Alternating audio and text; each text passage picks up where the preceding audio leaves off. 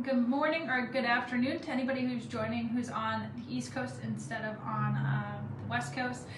It's 10 a.m. my time, so I'm going to be kicking it off. Sorry to be a few minutes here late, but we are covering chapter 2 in Think and Grow Rich, which is on desire.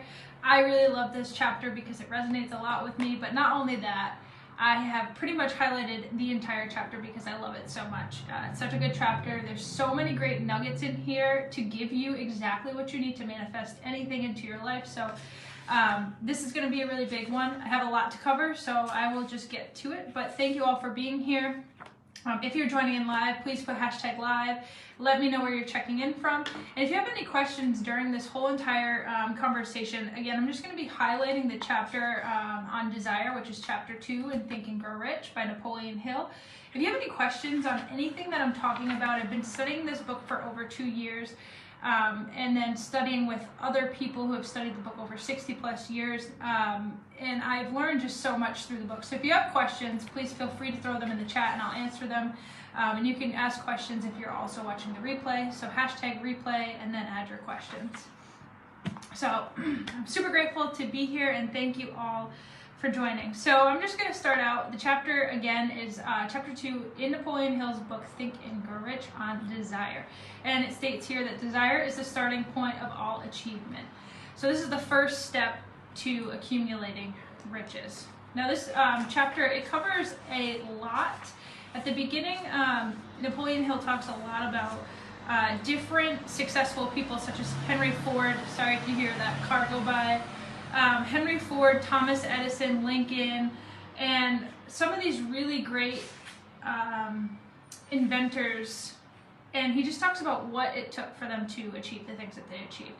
So I just want to talk about the beginning of the first page of the book where Napoleon Hill mentions that Edward Barnes wanted to go into a partnership with Thomas Edison.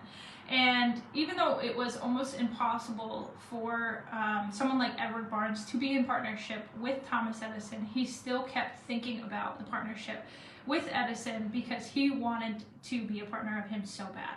So it says he saw himself standing in Edison's presence. He heard himself asking Mr. Edison for an opportunity to carry out the one consuming obsession of his life, burning desire to become a business associate of the great inventor. So that just starts the chapter out, and as you can see, Napoleon Hill is trying to show the reader that with a burning desire, or almost a burning, consuming obsession that Barnes had to work with Edison is what really brought this into fruition.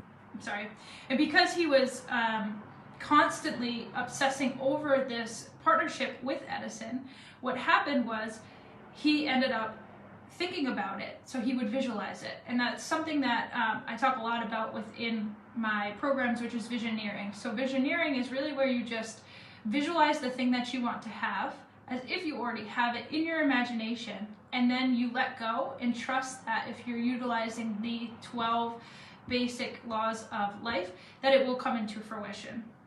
So it's really interesting. And then he goes on to talk about how Barnes's desire was not hope. So this is really important because when you desire something, it can't just be mere hope. It has to be a desire. There's a difference between the two. And he says, it was not a wish. It was a planted desire, which translated everything else. It was definite. So as you can see, Edward Barnes, he had a definite purpose, a definite goal, a definite desire. It wasn't a wish. It wasn't, I'm going to, hope that this happens with Thomas Edison. He literally was like, no, this is going to happen with Thomas Edison, and I'm going to visualize it until it happens. So then the chapter, he continues to talk about how Barnes ended up, hey Pierre, how's it going? Barnes ended up succeeding at the task of being Thomas Edison's partner because he had chosen, and this is on page 20 of the book, it says Barnes succeeded because he chose a definite goal, a place, and placed all his energy, all his willpower, and all his effort into achieving the goal. So that is just so powerful right there because it states right there that Barnes succeeded because he had a definite goal. So he had a goal in mind, and it was a burning desire, a burning obsession. And then he placed all the energy within him on that burning goal, through the use of his willpower. Now his willpower is a higher mental faculty. We have 6. It's one of our higher mental faculties, and willpower gives us the ability to focus on something and stay focused on that thing. And all his effort that he put into it turned into the goal that he wanted to achieve, which was becoming a partner of Thomas Edison. So it just goes to show how powerful it really is when you think and become rich, or you think and manifest things into your life, because it does happen through using these principles. So then I just want to skip ahead. So the book just continues to talk about this partnership and the dominating obsession that Barnes had to become a partner of Thomas Edison. And that's really the point that Napoleon Hill is hitting home in this chapter, is that it started with this obsession, that he wanted it so bad and he would do anything to get it. So just to skip down here, I want to talk a little bit about, still on page 20, but it's the 3rd chapter down, and he talks about how Barnes won his goal because he wanted to be a business associate of Mr. Edison more than he wanted anything else. So it just goes to show is the thing that you want the most is the thing to go after. And he said he started to create a plan by which he obtained that purpose. So that's a really important line in this chapter, because it shows another part of the process to manifestation. So he not only had this burning obsession to be with Edison and partner with him, but he also then, after being in this visualization phase, if you will, where he just kept thinking about being a partner of Thomas Edison, he then obtained a plan. So when we think about when we're manifesting things on our own, in our own personal life, this happens quite often. But a lot of people don't notice that this is happening for the better aspects of things to manifest. So when you're thinking about something, you know, that you really want, let's say for simple purposes, let's say you're trying to manifest more money, right? And you have a plan, you have an idea in your head, like I'm going to start this class and I'm going to launch it, it's going to do this. And then you start thinking and you're visualizing and you see yourself on stage and you just keep visualizing yourself on stage. If you do that long enough, you'll notice you'll start to get more ideas that come back to you. And now those ideas will start flashing on the screen of your mind, and they're pretty quick. It's like one after the other, so you have to pay attention. And really where the magic happens is you'll get an idea that clicks on the screen of your mind, and you just can't stop thinking about it. And then there's something to it where you have this feeling inside where you're like, I can't stop thinking about that thing, and I have this really exciting feeling inside me, which is inspired action. So that's something that the universe, God, however you want to look at it, is basically saying, hey, I'm helping you, and here's the plan or the car and the way to go. Try this. So you take that action and go. And that's kind of what he's illustrating here with Barnes. And then he creates the plan to obtain that purpose. But he had to burn all of his bridges and leave everything behind in order to obtain this plan, which is something a lot of people do. And you see this often for people who are trying to obtain really big goals, where they literally give up everything that they have to obtain that goal. And there's a lot of different aspects that go into this, because environment's really important. So if you're in one environment right now, so let's say you're in poverty, but you want to get out into a more fulfilled freedom lifestyle, and you stay in the environment you're in right now, well, that environment conditioned you to be the way you are today. So if you stay in that environment today, what's going to happen is you're just going to stay the same. So by burning your bridges and moving to a different environment, which is the environment that you want to become, then it's going to come into fruition. It has to, because you're around the people, the ideas, you're around that energy, everything. It has to come to fruition. So Barnes burned all his bridges. He burned everything. He couldn't go back to anything, so he had to make this partnership happen, no matter what, which is what pushed him to continue keeping this a burning desire. So it's so powerful. And then he goes to continue on with Barnes' story, and he just explains how he ended up getting into partnership with Edison, which was exactly what he wanted to do. But then a really key takeaway of Barnes' story is on chapter 21, page 21, I'm sorry. And it says, only by so can one be sure of maintaining that state of mind known as a burning desire to win, essentially to succeed. And then right before that, he says, every person who wins in an undertaking must be willing to burn his ships and cut all sources to retreat. So literally what I was just saying, if you want to win in big ways, I wouldn't say it's necessarily necessary, but if you want to win in big ways, one way to do it is to burn all your ships. So burn every single option you have to go back to that old life. Some people don't have that option, and they get put into a situation where that's already burned and now they can move forward. And you see that a lot with people like that go through bankruptcy and things like that. So super important. Okay, so many things highlighted here, so bear with me. So on page 22, the story continues to go on, but I highlighted another really important key here, and it's at the top of the page, and it says that the store was built and it stands. Wait, who created the store? Okay, so now we're on to a different story, which is a merchant who wanted to rebuild a store that I believe burned down. On State Street. So he wanted to rebuild the store, and it just says that a towering moment to the power of the state of mind known as burning desire. So again, talking about burning desire and how in order to obtain anything, that this is the first step to accumulate anything, is a burning desire. And this gentleman had a burning desire to replace the building, so that's what he did. But then also Napoleon Hill mentions that wishing, and we talked about this earlier in the chapter, but I think he keeps repeating this for a very important thing. Wishing will not bring riches, but desiring riches with a state of mind that becomes an obsession. So like that is huge, a state of mind that becomes an obsession. So what do you mean by that? Well, in order to accumulate riches, you have to think like a rich person, or however the amount of money it is you want. It doesn't matter. You don't have to become a millionaire. It could be just like, I want 20K months, which is, anyone could have a fantastic life on that.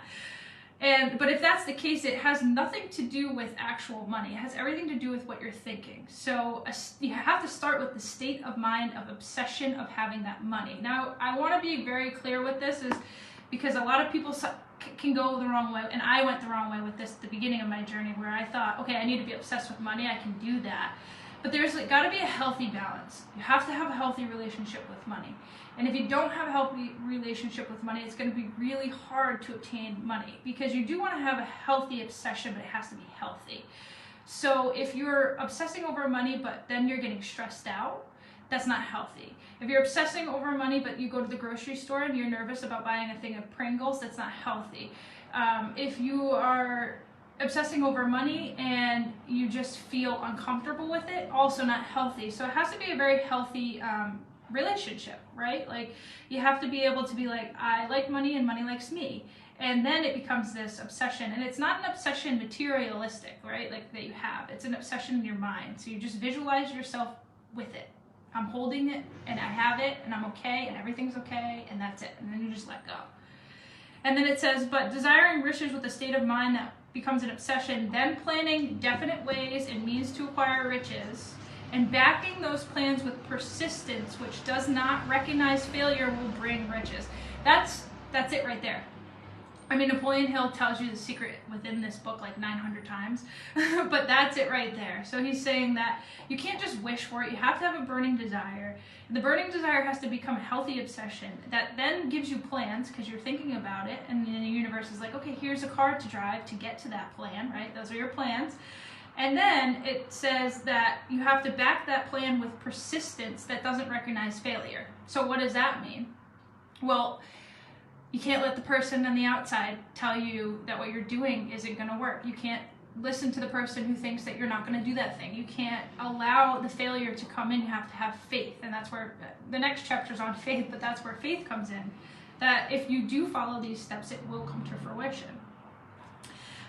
So that's super important. And then Napoleon Hill goes on in this chapter to give you 6 steps to translate desire for riches. So the 6 steps are laid out within page 22 to 23. I'll just go over them quick, but one is to fix your mindset to the exact amount of money you desire. So this is actually a really good practice for anyone listening in to do.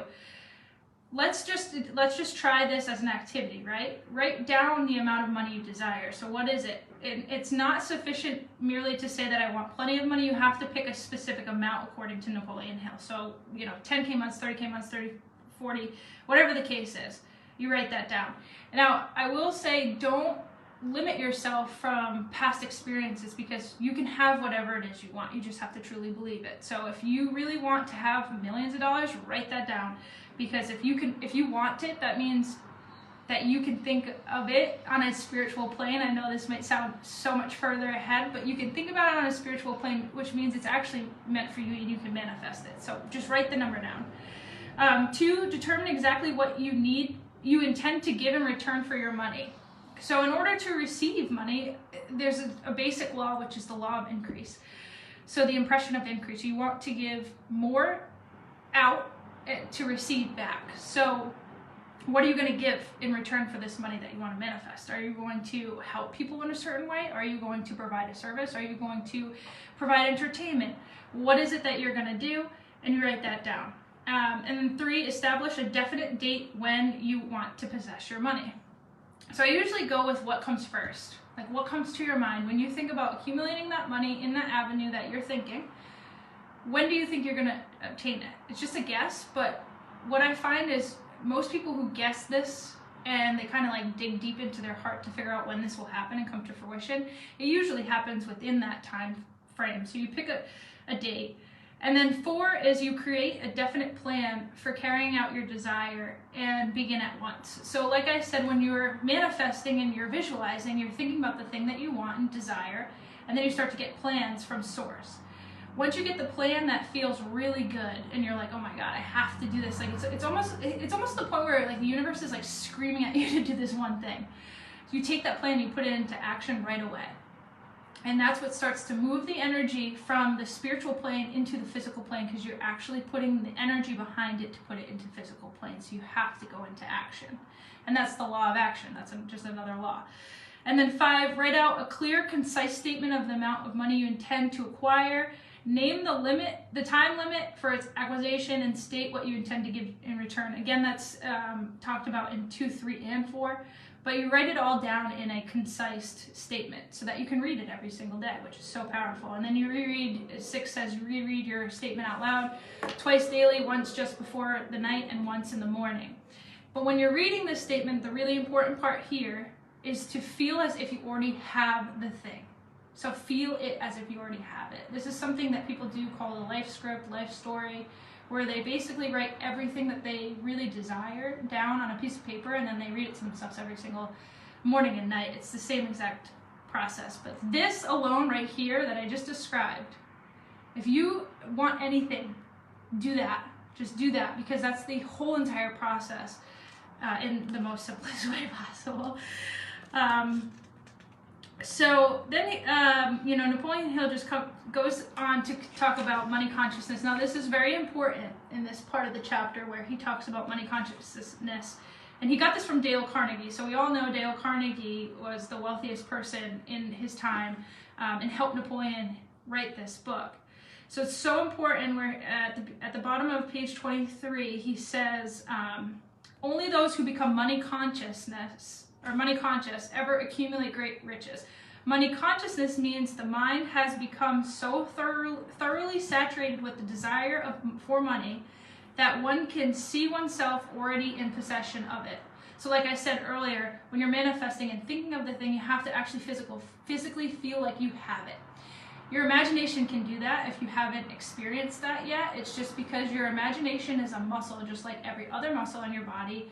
And because we're conditioned the way we are in school, they don't let you imagine. It's here's a book, read the book, write the book, etc.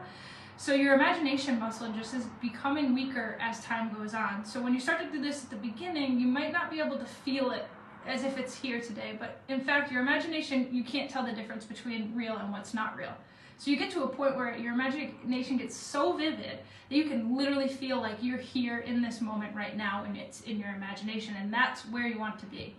And in order to accumulate money specifically, it says you have to have a money consciousness, and he explains exactly what money consciousness is, which is basically becoming saturated with that idea in your mind and then seeing yourself in possession of it.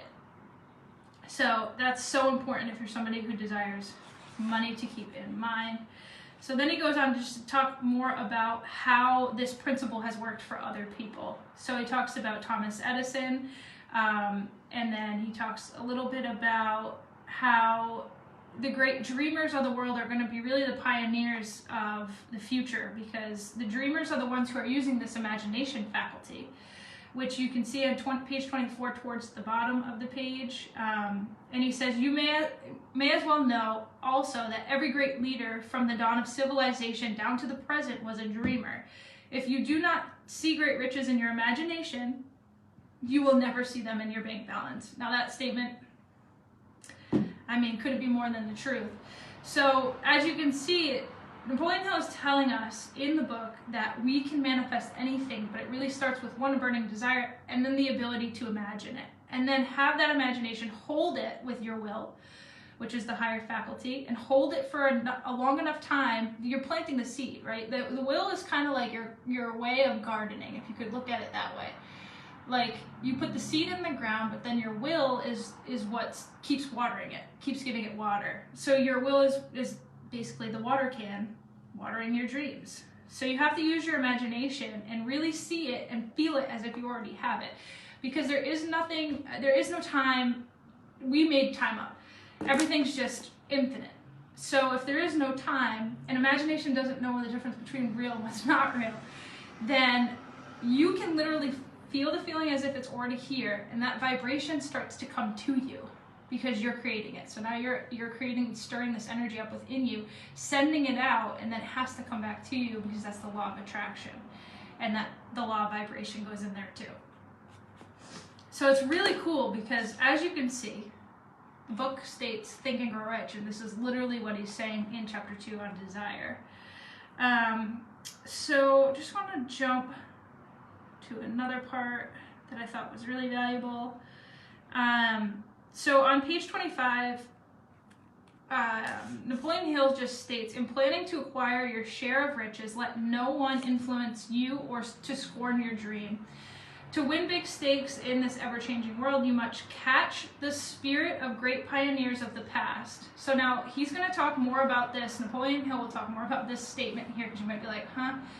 More about this in the end of the book. But that's really important. You catch the spirit of the great pioneers of the past, whose dreams have gotten civilization all that it is value, the spirit which serves the lifeblood of our society, your opportunity and mine to develop and market our talents. This might seem a little bit like out there just if you're starting this book, but as you get towards the end of the book, Napoleon Hill talks about this specifically, and it's so important. And he says, you catch the spirit of great pioneers of the past. Now, we are spirit. Everything is spirit. So, and everything's energy, right? And we're all one. There's one mind. So that means, because there's one mind, we have the ability to tap into other people's energies, and we also have the ability to tap into past lives' energies. So pioneers of the past, and he talks about this in the book just later. So in order to win big, he's saying you must catch the spirit of the great pioneers of the past. So when you think about yourself, who am I and what am I trying to become? You can tap into the great pioneers of the past that align with what you want to become today. And you can literally have them, and he calls this the cabinet of your cabinet. And you basically just visualize talking to these people who could assist you, who have done this in the past. And it's so powerful because energy is still there, so this is just another ability that we have. And as you practice it more, you can tap into that ability. And that will give you all the value that you need. And that's why people say things like, you have enough knowledge, because we can tap into anybody's knowledge at any point in time. Now, I wouldn't say like go invade other people's living privacy, but you get the point. And then one key thing at the bottom of this page, he says, success requires no apologies. Failure permits no alibis. So that's just a really powerful statement. And then on 26, he then goes on to talk about how every failure, this is so cool, because every failure brings with it the seed of an equivalent success. So, if you have failure in your life, it's okay, because there's going to be a seed equivalent of success on the other side. So it's the law of polarity. So when one thing happens, you have to go up, go down, up, down, and vice versa. Let's see here. Where's like... And then on this page, Napoleon Hill, which if you read this chapter, he just talks about how all of Henry Ford, Thomas Edison, Lincoln, and all of these big dreamers of their time, they had really started in not the greatest situations, and then they overcame their failures to become these greats of the time. So that is pretty much all of the beginning of the chapter, and then as you continue to go on through this chapter, you see that there's a story in here by Napoleon Hill, which is the desire to outwit Mother's Nature. Now this is super powerful. Actually, before I jump into this, on page 32, there are 4 steps, 4 suggestions to help you manifest and help you just stay on the right track. So imagine yourself successful, reflect on your past successes, set definite goals, and respond positively to life. Sorry. But this is so important because imagining yourself successful, again, we have to visualize in order to manifest, and then reflect on your past successes. This is going back into your memory. So memory is another higher faculty of the mind. So if you go back into your memory, you can find out what worked, what didn't work, and how to adjust. But when you go back into your past results, the really key thing here is not to judge yourself. Don't judge your results. Don't think the results are doing anything to you. It's just giving you an idea or a bird's eye view on where you are in comparison to where you want to be. So if you just look at it more of I'm almost checking like a number sheet or something, making sure I'm on the right track, versus looking at it as I haven't gotten there yet.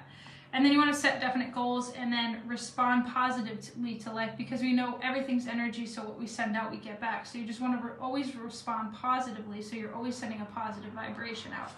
So then the rest of the chapter continues to talk about Napoleon Hill's son. This is so interesting because it aligns well with my background. So I couldn't hear for pretty much the whole first part of my life. I had a very challenging time reading, writing, everything. And it was because when I was born, I had so many ear infections on top of ear infections that I literally just could not hear anything. And at the time, the doctors thought that they didn't know I had these ear infections. They just thought I was deaf. They didn't think there was anything that could happen. But it's so cool because Napoleon Hill talks about this story with his son and how his son was actually born without ears, so he couldn't hear at all. And just to summarize this whole thing up, because I don't want to stay on too long, it just this story specifically covers desire in the whole chapter. And Napoleon Hill, every single night, he didn't accept the fact that the doctors told him his son was going to be deaf forever. And he was like, you know what, it is what it is, but I'm not going to accept that. And he didn't tell anybody he wasn't going to accept it because he knew everyone thought he would be crazy. So instead, he just said, you know what, in my mind, I'm going to tell myself my son's not deaf. My son actually can read, write, and communicate, and he's in society, and he's completely normal, just like everybody else. And he kept that in his head, and he kept repeating it over and over and over again, a burning desire for his son to hear. And then he just kept thinking about different ways where he could help his son hear, and he's like, how could I do this? And he just kept visualizing and visualizing, waiting for his plan. And then when he visualized long enough, they got to a point where and then this was like years later. Now this story didn't happen fast. This manifestation did not happen fast. And I want to be really like key on that, because some manifestations come quick and some take a little time, and that's okay. And being patient is super important. So he talks about how his son literally couldn't do anything, and then he told him one day he came home with like a record player, right? And he puts it on, and then he saw his kid or his son go up to the record player, and he was listening to it, and it kind of like made Napoleon Hill go, huh, because he couldn't hear. So then as time went on, they realized that there was a way to access his hearing. I think they did something like this in the back of his head, and if he put it in a certain, pointed in a certain place, it helped him hear. And it was just extraordinary, because that doesn't even make sense for that to happen. But it did happen because Napoleon Hill held this desire and had faith and just kept going. And he even says it here, but desire backed by faith knows no such thing as impossible. So it just goes to show that it doesn't matter what your manifestation is. It doesn't matter if it makes sense, if it doesn't make sense. And if it doesn't make sense, you're still on the right track, because Napoleon Hill states here, it didn't make sense that my son should be able to hear, But then as you go on throughout the chapter and the rest of the chapter, you see that his son not only can hear, but then he stumbled across a hearing device that allowed him to literally hear everything to another level that he had never experienced before. And then he went on to figure out what his life purpose was out of this, because, you know, with every adversity, there's something to be made from that. And that's what his son realized. And then he went on to help all of these, you know, deaf people who couldn't hear, and help them have everything that Napoleon Hill really was like telling him every night, that you can hear, your personality is it's actually your best trait, that you're this nice, and all these great things. So such a powerful chapter. I know I like ran through this so fast because I wanted to get it done in 30 minutes, so I didn't keep it too long, but this chapter is so powerful. If you're somebody looking to manifest anything in your life, whether it's manifesting money, relationships, wealth, health, this chapter is going to get you to do that. So reread this chapter over and over again. There's so many really good nuggets. He tells the secret in this chapter probably like 10 times, so it's a really good one. And the exercise for this chapter that I would suggest you do if you're looking to manifest anything is to get clear on your desire. What is it that you really want? And like I said, there isn't anything that's impossible, as we see in Napoleon Hill's book, that his son could hear. So if it sounds impossible to you, still write it down. If that desire is coming to you, like I said, it's on the spiritual plane, which means you can access it. And if you can tap into that energy, that means that energy can be stored within you, you can create it, and so on. So if it seems impossible, still write it down. And in fact, you need to have really stretching goals. You need to have goals that scare you, because if you don't, you're going to want to stay in your comfort zone, which is not going to push you to get further. So for the activity, write down what your burning desire is, and we're going to make that into a goal next time. So write down whatever it is you desire, make a list, and then we're going to make that into a goal next week. So I look forward to seeing you all next week, and I hope you have a fantastic, blessed, and beautiful day. Let me know if you have any questions in the comments below, and I will see you next Friday.